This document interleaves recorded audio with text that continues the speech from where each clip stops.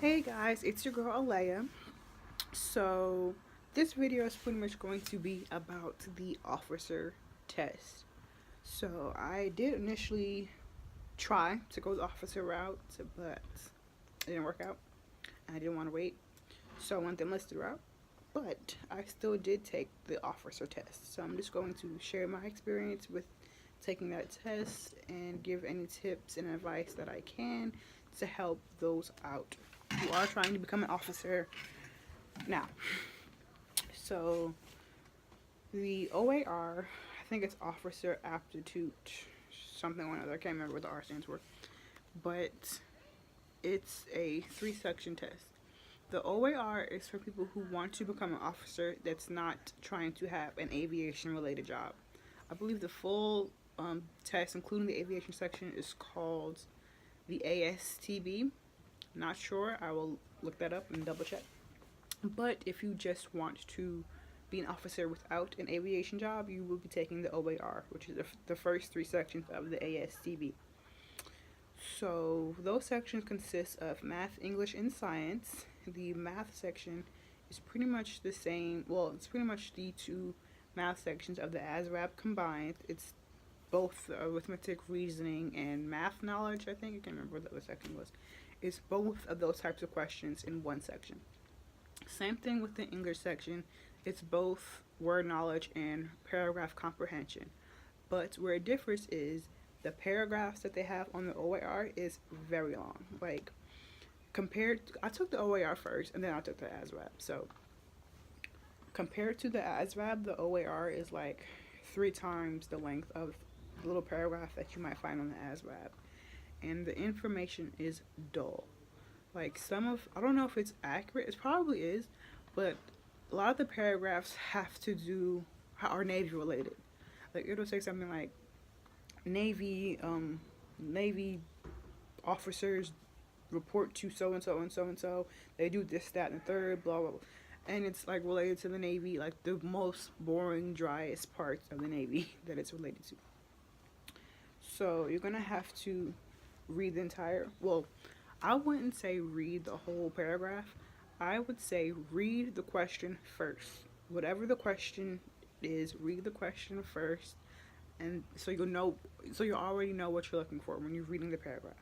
And when you're reading the paragraph and you see a few of the keywords from the question, you know to read that section in depth, because if not, you will probably run out of time, because like I said, the paragraphs in the paragraph comprehension section are lengthy, and it's dry, and it's repetitive, and sometimes the answer isn't clearly stated. Like, some of the questions isn't necessarily what is the answer, it's what is the best answer.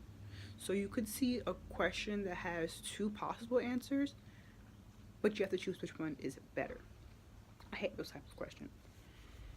So it's that, and just a heads up for the overall structure of the test.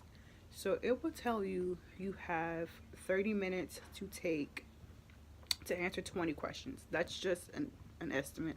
I'm not really sure what the exact time frames are.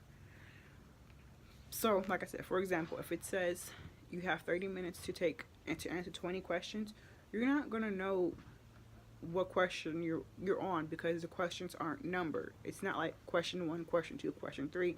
It's this question, then when you're done with that, hit next. This question, you're done, hit next. It doesn't number them for you. And that's how I ended up scoring really low on the science section, because I pretty much failed that section because I was running out of time and I have no idea how many questions I left unanswered. Like, at one point when I realized I had like 2 minutes left, I was just clicking answers, because I always need to have time to read them, and I didn't know if I had time to read them because, like I said, they weren't numbered. So what I would recommend is, when you are taking the test, when you start a new question, do a tally mark. You're in the math section, you start a new question, tally mark. You're on to the next one, tally mark. That way you can keep up with what number question you're on.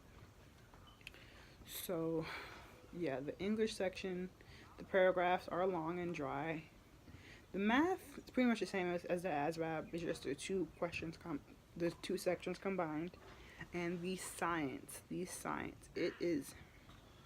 So I'm going to put a clip of the book my officer recruiter told me to get. Don't get that book. It's not going to help you. That's what I studied from, and like I said, I ran out of time. None of the questions from that matched the questions that were on the OAR. And like I said, I ran out of time.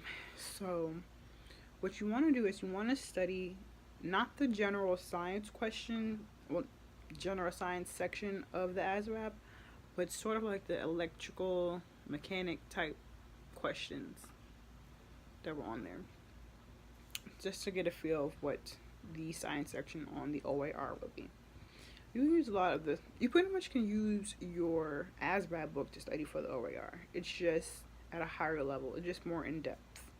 Like, I'm telling you, that damn paragraph section was no joke. Like, so for that section, really just read the question, skim the paragraph until you find, the section that contains the answer, and then read that section in full, because you will run out of time. And running out of time is something you really don't want to do, because you don't know how many questions you will have left, you will leave unanswered, and that will definitely affect your score.